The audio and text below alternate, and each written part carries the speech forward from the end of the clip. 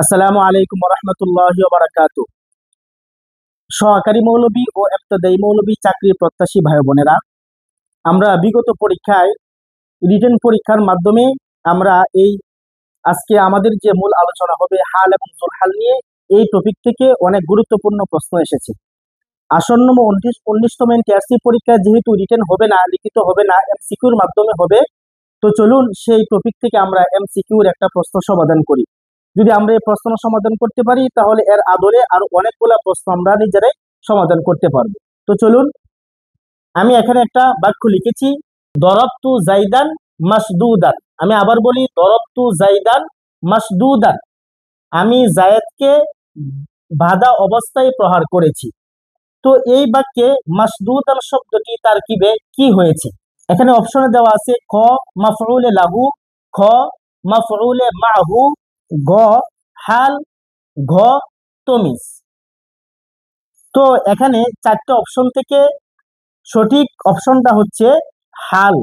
এটা তারকিবে হাল হয়েছে। তো এখন আসেন, এটা হাল কেন হলো, মাফউলে লাহু, মাফউলে মাহু এবং তমিজ কেন হলো না?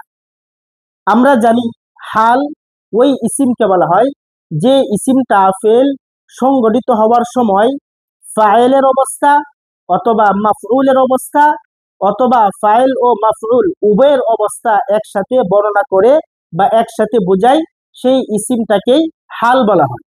তো এখন আমরা এই দরবতু জাইদান মাসদুদান বাক্যটার তর্জমা হলো, আমি জায়েদকে বাঁধা অবস্থায় প্রহার করেছি। তো এখানে দরবতু জাইদান, আমি প্রহার করেছি জায়েদকে। তো মাসদুদান বাঁধা অবস্থায়, তার মানে জায়েদকে বেঁধে আমি প্রহার করেছি। তো মাসদুদান শব্দটা জায়েদের অবস্থা বোঝাচ্ছে, আর এখানে জায়েদ হচ্ছে মাফউলে বিহি।